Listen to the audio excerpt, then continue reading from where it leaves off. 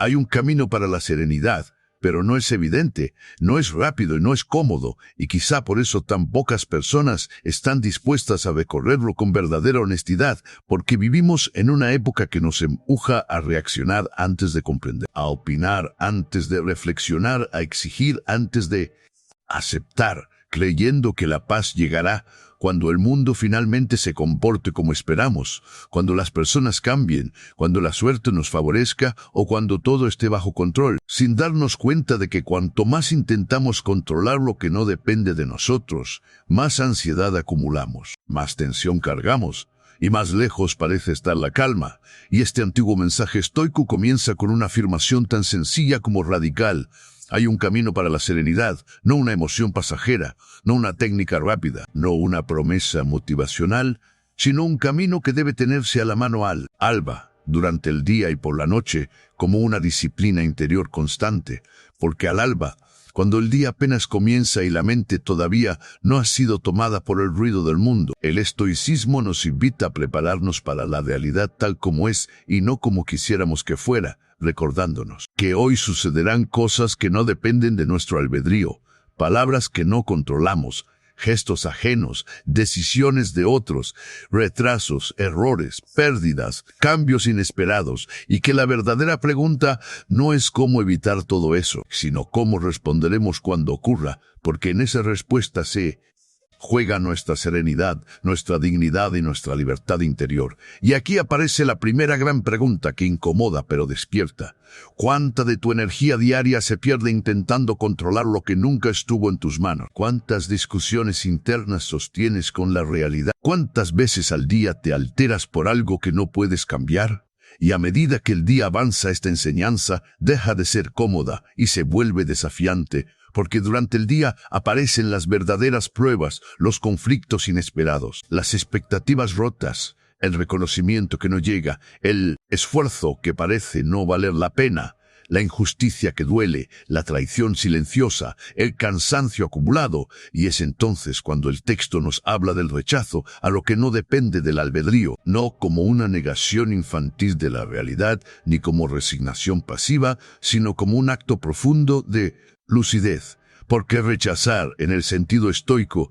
significa negarse a entregar la mente y la emoción a fuerzas externas, significa comprender que no todo merece una reacción, que no todo requiere una respuesta inmediata, que muchas batallas internas se ganan simplemente dejando de luchar contra el aumento inevitable. Y aquí el camino se vuelve más exigente cuando el texto afirma que no debemos considerar nada como propio, una idea que desafía directamente al ego moderno acostumbrado a poseer, a aferrarse, a definirse por lo que tiene, por lo que logra y por quienes lo rodean, cuando en realidad todo en esta vida es transitorio. Las personas que amamos, los vínculos que construimos, los logros que alcanzamos, el cuerpo que habitamos, el tiempo que creemos tener, y aferrarnos a ello crea miedo, y el miedo constante se transforma en ansiedad, en celos, en ira contenida, en sufrimiento silencioso. Por eso no considerar nada como propio no significa vivir sin amor ni compromiso. Significa amar sin cadenas, cuidar sin poseer, disfrutar sin exigir permanencia, agradecer sin convertir el apego en una fuente constante de dolor. Y aquí surge otra pregunta que invita al silencio interior. ¿Qué pasaría si comprendieras de verdad que todo llega como préstamo?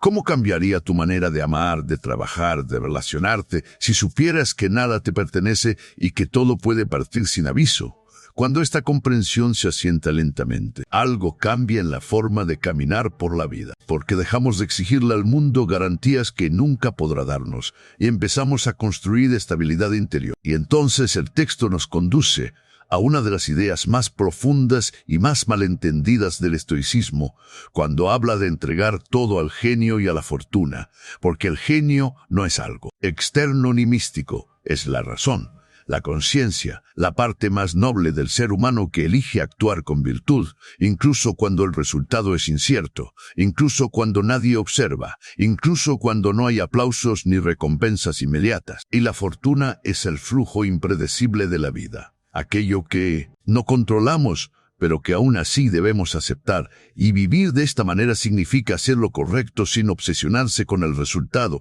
actuar con templanza cuando podríamos reaccionar con ira, con honestidad cuando podríamos engañar, con firmeza cuando podríamos rendirnos, entendiendo que la verdadera libertad no consiste en dominar las circunstancias, sino en dominar la mente. Y aquí surge otra pregunta que atraviesa al oyente. ¿Te atreverías a vivir dando lo mejor de ti sin exigirle a la vida que te garantice nada? Porque esa es la esencia de la fortaleza interior. Y cuando llega la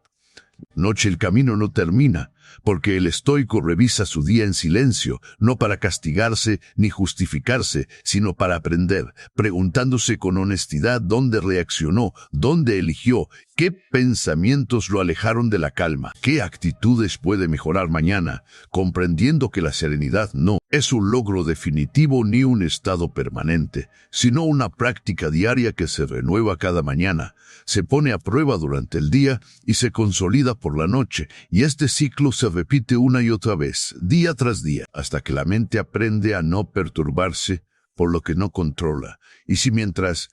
escuchas estas palabras sientes incomodidad, resistencia o incluso alivio, es porque este mensaje no busca entretener ni agradar, busca despertar, busca romper la ilusión de control que tanto nos desgasta. Y si estás cansado de vivir reaccionando, de sentir que el mundo dicta tu estado interior, de perder la calma por cosas pequeñas, de cargar con un peso que no te corresponde, entonces este espacio es para ti, porque en Zenón y el arte de vivir exploramos el estoicismo no como una filosofía antigua reservada para libros, sino como una herramienta viva, práctica y profundamente humana para recuperar la claridad, la firmeza y la calma interior en un mundo que no se detiene. Por eso te invito a suscribirte al canal, a quedarte, a escuchar con atención y a reflexionar, porque hay un camino para la serenidad, pero solo se revela a quien está dispuesto a recordarlo al alba, a practicarlo durante el día y a revisarlo por la noche una y otra vez, hasta que deje de ser solo palabras y se convierta en una forma de vivir, de pensar y de estar en el mundo.